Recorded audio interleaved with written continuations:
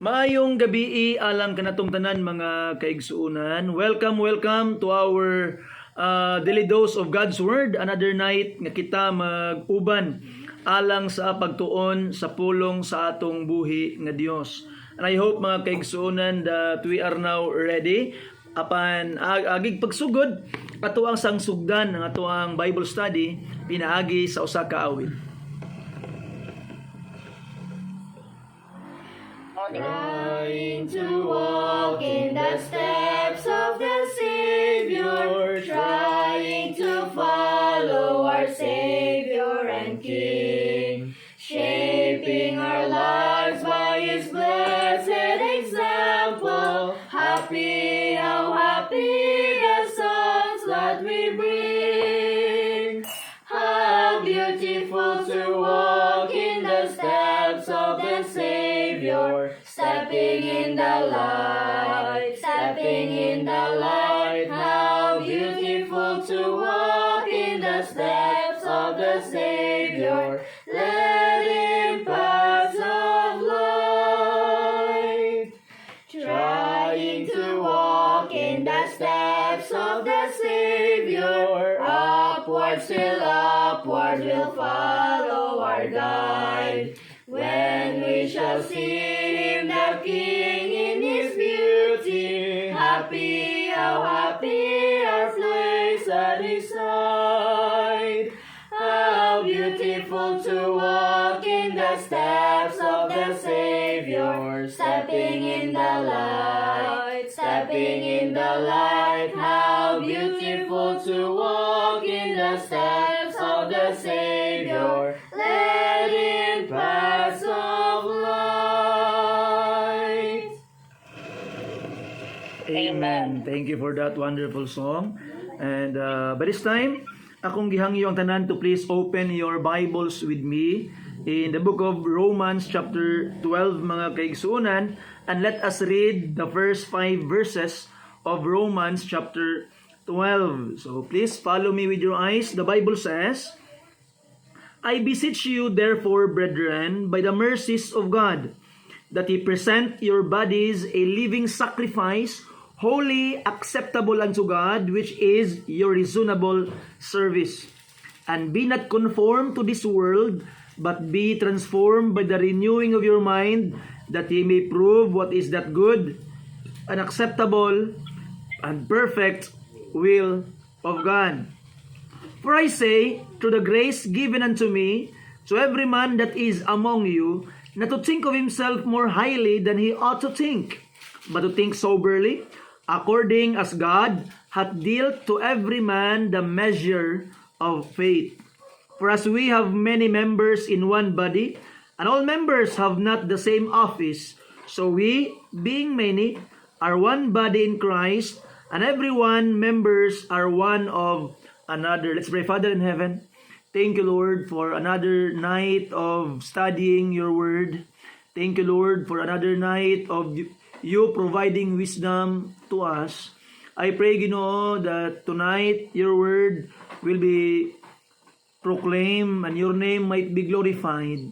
Kung kana, Ginoong Dios, mahitabo lang if you would provide the victory for us. Tagay kaalam ang imong ubos nga alagad, an open heart and eyes, mind, for your people that they might see and hear wonderful things from your word. Salamat, Ginoo, kay ikaw sa kanunay nagatubag gayud sa among mga paghangyo. Sa ngalan ni Jesus gipangayo namo ang tanan. Amen. Amen. Again, maayong gabi mga kaigsuunan. Ang atoang Bible study, atong text is taken from our daily bread, and the title of our Bible study sa daily bread mga kaigsuunan is We Are One. We are one. But since ato namang yung naandan that we will go directly to the Word of God and expound it, ato ang adtuon ang pulong sa Ginoo mga kaigsuunan and talk directly about it tonight. Now here in our text mga kaigsuunan is muna siya ang murag pahulay sa Book of Romans. Kung tanawon nimo mga kaigsuunan, ang mga previous chapters in the Book of Romans is medyo siya mga controversial nga mga chapters. Dito to makita ang mga things about justification, about regeneration, about glorification, about election, ana nga mga doctrines, somehow nga mga kanay bitawng mga complicated things from the Bible na dito sa previous chapters. Pero ang chapter 12 mga kaigsuon na natong makita nga kuan siya gaan kay siya basahon, gaan kay siya sabton, dili ang pagsabot ni ini ang maong problema. Actually kung imong tanawon, ang problema ani mga kaigsuonan is unsaon nimo pag-apply sa imong kinabuhi because it is challenge alang sa atoa nga mga magtotoo sa Ginoo. And I hope tonight we will be challenged sa mga hagit nga buot ihatag sa Ginoo sa atoa pinaagi sa maong teksto nga atong pagalantawon karon mga kaigsuonan. First of all, we can find the Apostle Paul beseeching. It is another word for begging. Nagahangyo si Apostle Paul. Grabe yung paghangyo. Kaya I beseech you therefore, brethren, nagahangyo ko ninyo mga kaigsuonan. And on what basis? By the mercies of God. What are these mercies? By the things we freely receive from God. Kaning mercy o grace mga kaigsuonan, it is closely related. Ano ato makita kung ang grace gihatag sa imuha sa Ginoo ang mga butang nga you are not deserving. And it is similar with mercy mga kaigsuonan. So we receive freely from God the things that we do not deserve.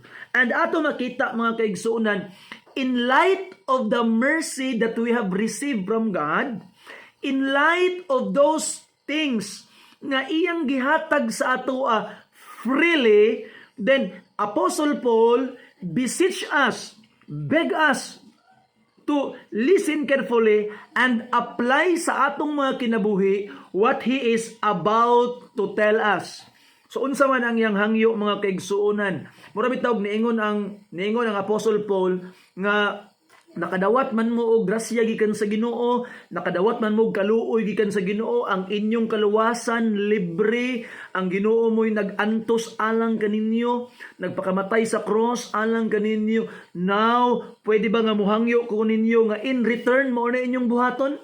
So, it sounds like that mga kaigsuonan, ang buot nga ipadayag sa pulong sa Ginoo nga atong pagalantawon karon mga kaigsuonan. And now look at this. Unsa man ang hangyo sa Apostle Paul to us who receive mercies from God. Kung pa niya, that ye present your bodies a living sacrifice. Now look at that mga kaigsuonan, a living sacrifice. Way back in the Old Testament, the people before are bringing dead animals sa Ginoo. They are killing animals ug ilang ginasunog as a form of sacrifice alang sa Dios mga kaigsuonan. But those things are shadows looking forward to the coming of the perfect sacrifice which is the body of the Lord Jesus Christ. Now ato makita mga kaigsuonan kung kaniadto lisod kaayo ang ilang pagpangalagad actually sa Ginoo kaniadto. You see, they need to bring sacrifices to God, mga mananap. And kani nga mga mananap dapat without blemish. Naalay gamay nga katul-katul, buta gamay, kay ang gamay dili na i-approve sa priest ang pag-offer niya na nga mga butang because when you offer something to God, it must be the best nga imong ihalad sa Ginoo. Now, in our time today, we are offering kaning mga kwarta, kaning mga money in our offering every Sunday. Ako kinatambag sa mga katauhan, when you offer your money to God, so the same value siya, pero much better nga atong piluon og tarong, atong pilion tong pinaka nindot nga bills. Why? Because we are giving it to God. Lain kayo nga imong ihalad sa Ginoo, imong ikumot-kumot doon, imong gibutang dito sa offering basket. But go way back in the Old Testament, when they offer to God, atong makita mga kaigsuonan that it must be without blemish. Now, and they will kill those animals, burn it as an offering to God. But mga kaigsuonan, if in the Old Testament, they are bringing dead bodies before God as an offering, lahi na ang gustos Ginoo karon. And I would say it is much more harder. It is harder than what happened in the Old Testament. Why?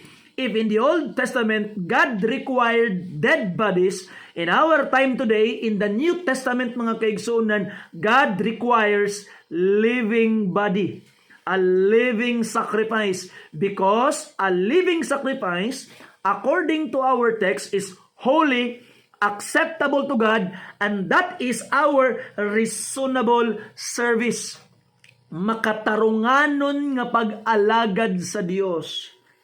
Now, ato makita mga kaigsuonan that when you are serving the Lord and you are not giving your body as a living sacrifice, you are giving a unreasonable service to God. Dili makatarunganon nga pag-alagad sa Dios. Kaya the Bible says that ang makatarunganon nga pag-alagad o paghalad sa Dios in our time today is ang living sacrifice, and that is our body mga kaigsuonan. God wants you to be an offering, holy, alang sa Dios mga kaigsuonan. Now, if we would compare the Old Testament sacrifice in our time and in our time today, in the Jewish sacrifice, ato makitaan, as we have told you kaganina, it was a burnt offering and all are surrendered. When you burn something for God, ang imong burnt offering, it means you surrender it. It is dead, given wholly to God. Na ato makitaan mga kaigsuonan nga ang kanang burnt sacrifice nimo, ang imong offering, it is something that cannot decide for himself. Your sheep or your animal nga imuhang pagasunugon alang sa Ginoo in the Old Testament, those animals cannot decide for themselves. Now, in connection to those given fact in the Old Testament mga kaigsuonan, when we present our bodies as a living sacrifice, it means that we offer ourselves wholly to God. Kinatibuk-an sa Ginoo mga kaigsuonan, and we voluntarily renounce our right to God. That is what it means that we are bringing our bodies as a living sacrifice. Lord, you have all the right for me. Ikaw ang naikatungod kanako. And nindot kay mga kaigsuonan, kay nga naman, when you renounce your right to God, it is now God ang magbuot sa imuha, and kung ang Ginoo na mo control sa imuha, you are in better hands, better decisions, better future mga kaigsuonan. Kaya atong Ginoong gilagaran dili man masayop. You see? So we must renounce all our rights and present it to God. Lord, ikaw na ang magbuot, Ginoo. And I hope by the grace of God that we will become willing to do it mga kaigsuonan. Now, kung ato makita, di ba, the Lord Jesus Christ bodily nisaka sa langit 2,000 years ago. After 40 days, gikan siyang pagkabanhaw. No, ato makita, kabalo ka karon, ang Ginoo nang ginahanglan gihapog lawas. Nang ginahanglan gihapog lawas ang Ginoo in our time today. Mga kaigsuonan, when God wants to show His love to people, He needs a body to show it. And you can be that body mga kaigsuonan. You see? Na ato makita nga your hands can be the hand of the Lord Jesus Christ to work and serve others. Your mouth can be the mouth of the Lord Jesus Christ to encourage and bless others. Your feet can be the feet of the Lord Jesus Christ to bring the gospel to places. So mga igsuon, your body is a living sacrifice to God mga kaigsuonan, and He will be using it. Gamito na niya alang sa iyang kahimayaan mga kaigsuonan. So ang pangutana sa imo karon, are you willing to present that body as a living sacrifice to God, because He will use you. He will use you mightily mga kaigsuonan if you are just willing. Kay kabalo ka, in the first place, ang Ginoo, siya namang gid ang tag-iya sa itong mga lawas, because when we were saved, ato makita mga kaigsuonan that we became temples of God. Tanaw nimo ang Bible. Open your Bibles with me please. In 1 Corinthians, abrihin ninyo ang inyong mga Biblia palihog. Okay? 1 Corinthians chapter 3 mga kaigsuonan. Unsa man ang giingon sa balaan nga kasulatan, verse 16, know ye not that ye are the temple of God, and that the Spirit of God dwelleth in you? So kita mga kaigsuonan, mga templo na di ay sa Dios. We are now the temple of God. And look at this, chapter 6, verse 19 and 20. Sa 1 Corinthians chapter 6, verse 19 and 20. What? Know ye not that your body is the temple of the Holy Spirit, which is in you, which ye have of God, and ye are not of your own. Look at that. Ye are not of your own. Ang imong lawas, dili na imo, for ye are bought with a price. Therefore, glorify God in your body and in your spirit, which are God's. So, you are bought with a price. Gipalit na ka sa Ginoo with a price. And the price is the life, the blood of the Lord Jesus Christ. Muna bita akong ginabalik-balik sa mga katawhan nga ay gud mugtuo kung naay mo ingon sa inyo nga wa mo'y pulos. Nganuman, walay si bisan kinsang tawo nga naay katungod nga moingon kanimo nga wa kay pulos, kay nganuman mahal kaayo ang paglukat sa Ginoo sa imuha. You see, you are worth the blood and the life of the Son of God. You are that important, mga kaigsunan, that God is willing to spend even the life of His Son, the blood of His Son on the cross, just to redeem you. You see, so you are worth that great, mga kaigsunan. So there's no one who have the right to say nga wa kay pulos, dako kay kag pulos, mahal kayong paglukat sa imong Ginoo sa imuha. You are bought with a price. Now, going back sa ato ang lesson, mga kaigsuunan, atong gitawag nga makita diri nga mahal di ay kaayo ang paglukat sa Ginoo kanato, mga kaigsuunan. Pirtig yun ka mahal, and your body is no longer your own. Ang tag-iya di ana ang Ginoo na. So ato makita, no? Bisan pag ang Ginoo na ang tag-iya sa imong lawas, gusto gihapon niya nga imong i-present ang imong bodies as a living sacrifice. Tanawa ra gyud ang Ginoo, grabe gyud kay ka maayo ang Ginoo. God has all the right. Tanang katungod na niya para iyang kwaon ang imong lawas, para iyang gamiton. Kay gipalit na gud kaniya. Gibayran na gud niya. Pero tiyaw mo ka na igsuon, even though God already bought you with a price, He will not use you kung dili nimo i-present ang imong bodies as a living sacrifice. And maybe there are a lot of people in our time today nga wala pa nila nabaw-an ang purpose nila as a Christian sa ilang kinabuhi because they have not yet presented their bodies as a living sacrifice. Because God is a gentleman. He will not force you to do something you don't want to do, mga kaigsuunan. That's why the Apostle Paul is saying, I beseech you. Naghangyo ko ninyo. You see? That's now and tonight, as a minister of the gospel, mga kaigsuunan, if you wanted to know the sole purpose or the specific purpose of God sa imong kinabuhi, mga kaigsunan, and present that body as a living sacrifice. And how can you do it? Ang pangutana, how can I do it, Pastor? Unsaon ako na pagbuhat? Verse 2 answers it. And be not conformed to this world. So ayaw pagpakihiuyon ni ining kalibutan na, mga kaigsuunan. Ang kaning maong kalibutan atong gipuy-an karon, doon na siya kaugalingong mga pamaagi. Doon ay kaugalingong mga prinsipyo, but you must not be conformed to this world. And sometimes people will hate you because you will not conform to this world. But mga kaigsuunan, it is better to please God rather than man. But be transformed. Kaning transformed diri, mga kaigsuunan, ang iyang Greek is similar to the word metamorphosis. Kabantay mo anang sa kuan, the process of metamorphosis sa butterfly, transformation from pupae into an adult butterfly.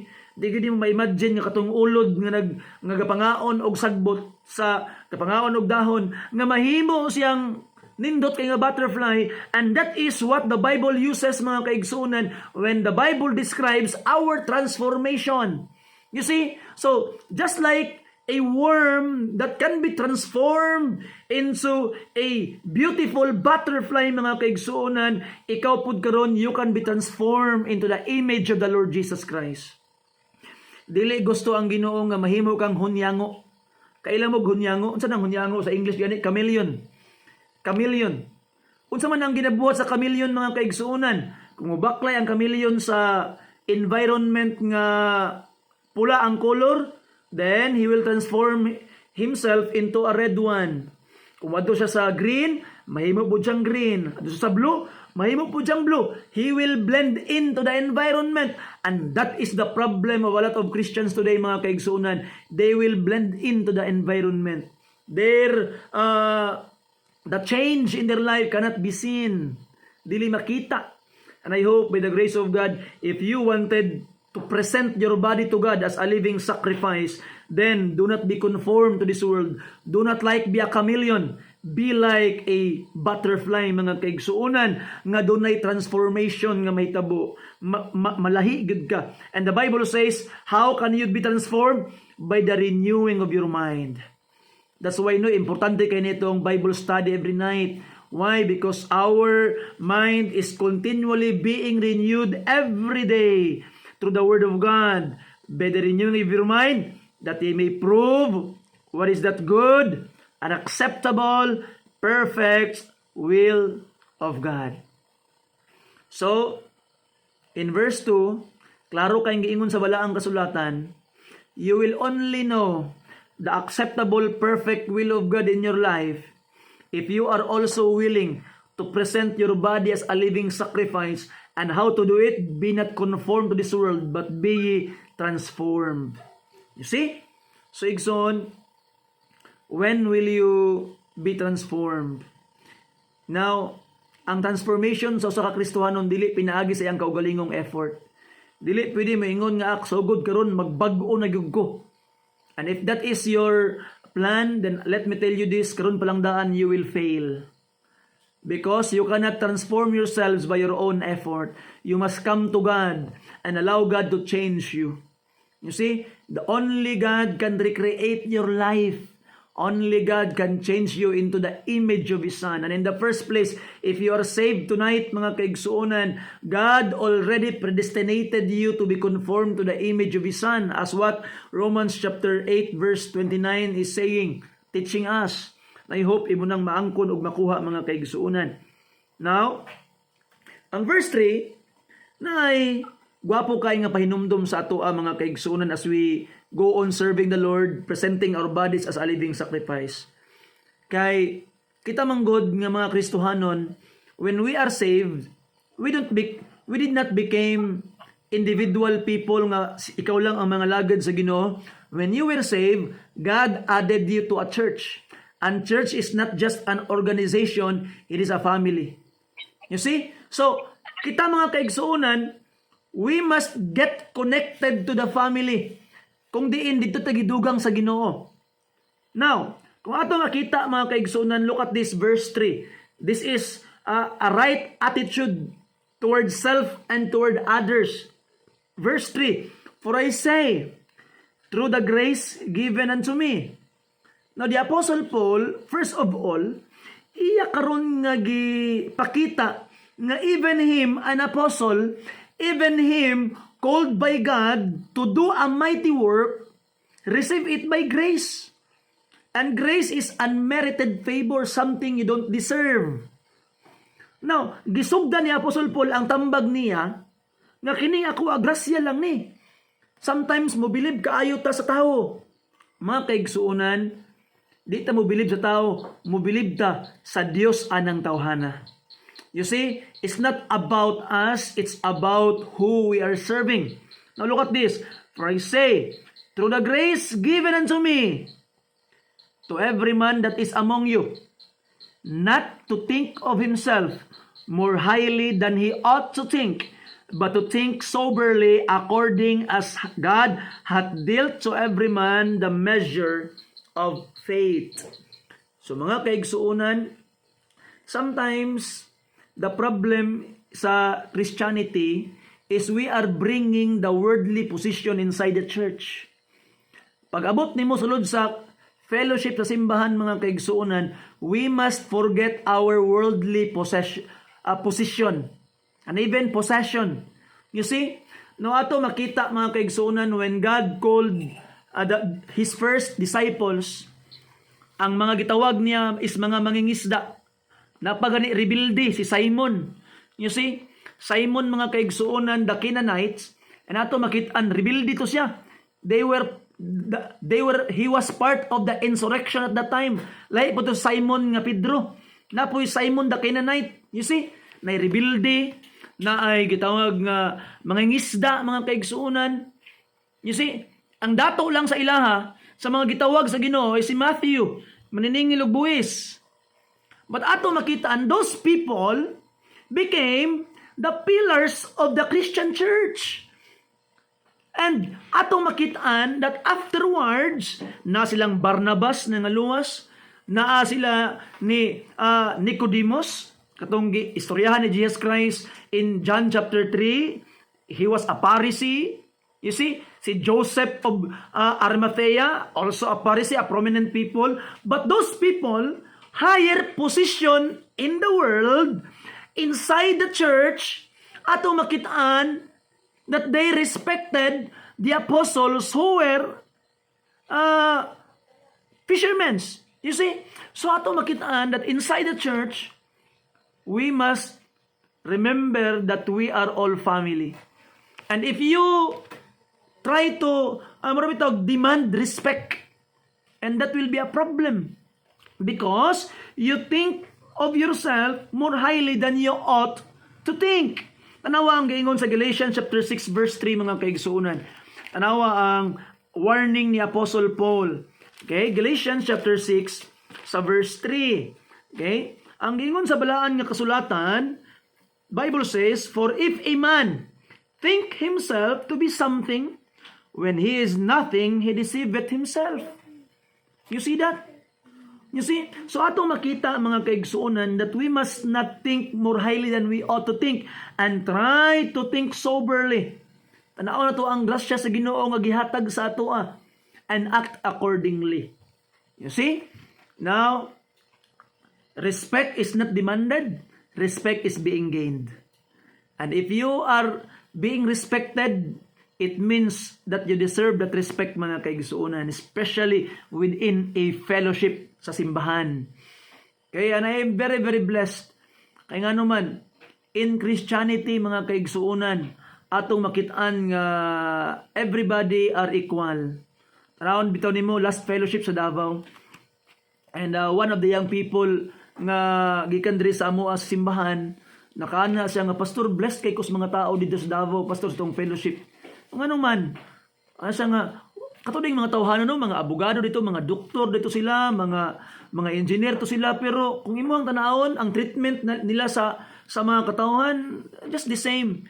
They are not the people who are very, very bossy and telling you what to do kay because of their worldly position. They are just there equal with everybody.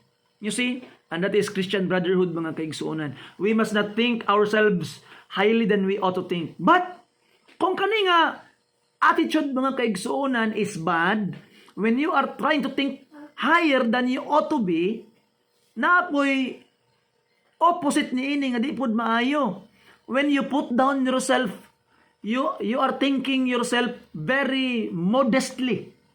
Unsa man pasabot nimo na, pastor, pananglitan karon na God gave you a gift, something. Pag luwason ka sa Ginoo, padayon mo basa ang Romans chapter 12, God will give you gift for you to serve Him. And some people will say, "Ay, di na ako na makaya. Pwede ikaw ani, ay, di ko kabalo ana. Bisan kog kabalo god. Bisan kog kaya god."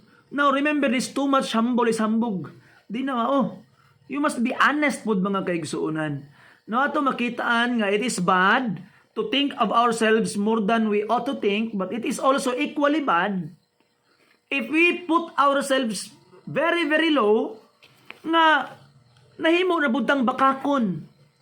You see, dapat ang atong gitawag nga istorya, mga kaigsuunan, what I can, and what I can't, I can't. You see, we must be very, mura bitaw ka na bitaw, ato yung timang-timbangon, unsa atong makaya, and be very, very honest enough. Kay pag muingon gani ang Kristohanon, nga ay, di na ako makaya, di ko kabalo ana, di ko kabalo mag-serve sa Ginoo, kay unsa ra ba gyud ko, wala man ko'y talent, wala man ko'y kaya buhaton, and that is a slander against God. Why? Because you are accusing God that He did not provide gift to you when you were saved. And the promise, if you would read onwards at Romans chapter 12, every single believer na agi regalo, mga kaigsuunan sa Ginoo. We have all gift from God. So there is something you can use in serving the Lord na gi-provide niya when you're saved. And I hope that you discover it. And the very way, if you wanted to discover it, then present your bodies a living sacrifice. Because you will become a tool in God's hand, mga kaigsuunan. And if God will use you, then that's the time you will discover, kaya man din ako ni. You see? Now look at this. Verse 4. The Bible says, "For as we have many members in one body, and all members have not the same office." So every one of us, we don't have the same office. I may be your preacher for the night. I may be a pastor. But mga kaigsunan, I cannot function alone in the church. Mao na bitaw nga dapat ang simbahan, mga kaigsunan, dili ang pastor, dili pwede nga jack of all trades ang pastor. You see, dapat ang pastor mag-learn siya og entrust sa mga katawhan kung unsa ang angay pagabuhaton nila in serving the Lord, because we must not have the same office and allow the people to exercise the gift that God hath given to them. You see? No ato makita mga kaigsuonan, we don't have the same office. But every one of us is important. Remember that. Every member of the church is important. Everybody must feel that they are important, mga kaigsuonan, because the Bible declares we are important. Nawang yung sa Biblia, 1 Corinthians 12:21.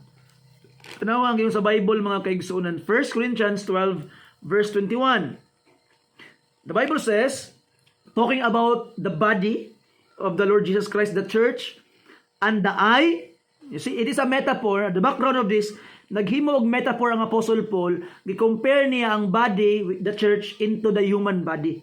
Now, pananglitan karon in verse 20 ta magsugod. But now are they many members, yet but one body.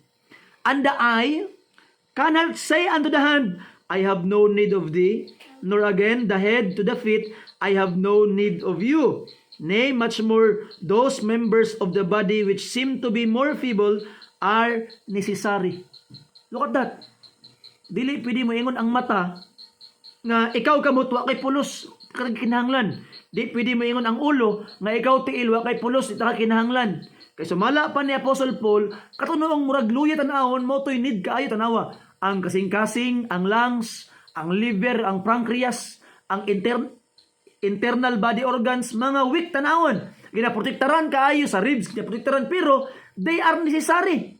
You see, ato makita mga kaigsuunan that all of the parts of the body are important. You see? So, atong makitaan that we must allow everybody to function. And ang pangutan na karon, have you presented your body as a living sacrifice to God? Are you functioning as a vital part of the body sa simbahan? So, igsoon, we must function. You see, tanawa ra gud na kung naay taong maparalyze mga kaigsuonan. Unsa may mahitabo, di ba? Kung bisan pag ang kumagko lang ang nagsakit, na rin kumagko, ang kumagko lang nagsakit, maapektuhan ang tibok lawas. If you will not function well, mga kaigsuonan, you will affect the whole body. That's why, pray to God, Lord, what is my function? I present my body as a living sacrifice. Use me well. Now, last verse, mga kaigsuonan, verse 5, sa atong text, please. Having then gifts, look at this. I'm sorry for that. Verse 5. So we, being many, are one body in Christ, and everyone members one of another. You see? Members one of another. So everybody is important, and that person is part of you. Mabitaw na akong ginaingon sa mga katawhan sa simbahan nga walay dapat magsinilusay sa simbahan. Di ka pwede mo ingon nga ay kana siya kay gwapo kay tingog ako taon motaon kog bakang naudtuhan. Ay kana siya kay maayo kay siya magwali. Ako taon kay ulawon kaayo. Ay kana siya kay maay kay siya mag-serve, maay kay siya magsuluining. No. Di ka dapat mag-envy. Ngano man, remember, we are one body. So meaning, what talent your brother possess is also yours because you are one body. Let's say, for example, mga kaisunan, kani akong salamin. Pwede ba mo ingon na akong kamot nga ay, may panang mata, kani salamin, ako taon wala. No, di ba dili? Nga naman, kay bisag kani akong salamin, ang mata ang gagamit, ang tag-iya ani apil ang kamot iya puning salamin. You see, so in our church mga kaigsuunan, there is no place for jealousy or envy. Why? Because what talent the other person possess is also yours because you are part of one body. And we must learn to thank the Lord. Lord, thank you Lord for the talent that you have given to that person. Kay kanang iyang talent ako pud na because we share in one body. And I hope you understand that mga kaigsuunan. You see? And learn to pray and appreciate the talents of other people and ask God, Lord, unsa man bud ako Ginoo? Kay namang kay gift ang tanan. Tanawang verse 6 ha, tanawang verse 6, last verse na lang gid. Having then gifts differing according to the grace that is given to us. So we have all gift na kay differing. Lahi-lahi ta. You see, lahi-lahi tag mga regalo nga gihatag sa Ginoo. But how unsaon ta man na present your bodies as a living sacrifice para ang gift nga gihatag sa Ginoo sa imuha magamit alang sa iyang kahimayaan. So igsoon, now that you know that God demands your body as a living sacrifice, and if you will do it, you will know the perfect will of God for you, and your talent will be cultivated, and you can become better person, better Christians nga makapangalagad sa Ginoo. Igsoon, unsa pa man ang imong gilanganan karon. And I hope that you would pray, Lord, I wanted to be used alang kanimo Ginoo. Gusto ko Ginoo nga I will live for a purpose, and that purpose is to be used for you mightily.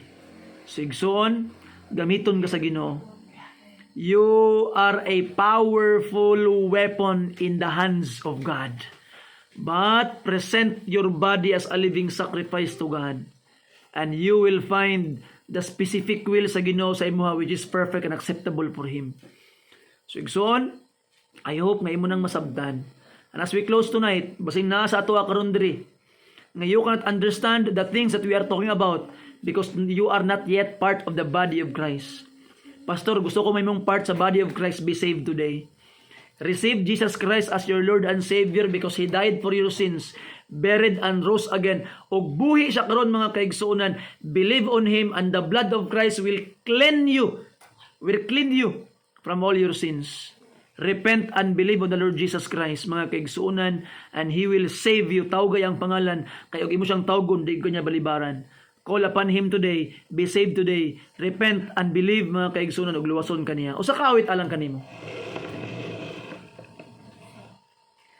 All to Jesus I surrender, all to Him I freely give. I will ever love and trust Him in His presence daily. I surrender all.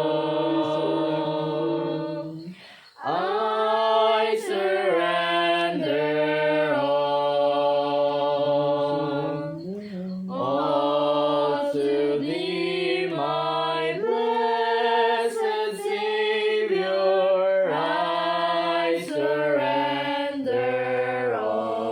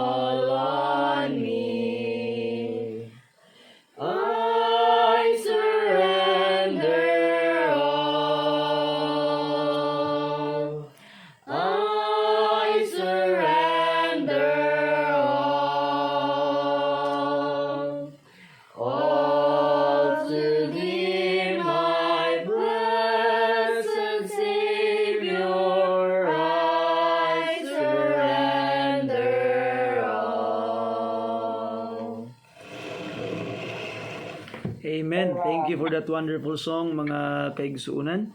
And by this time, let us close by way of prayer. Pag namoy mga prayer request, and we would love to pray for you.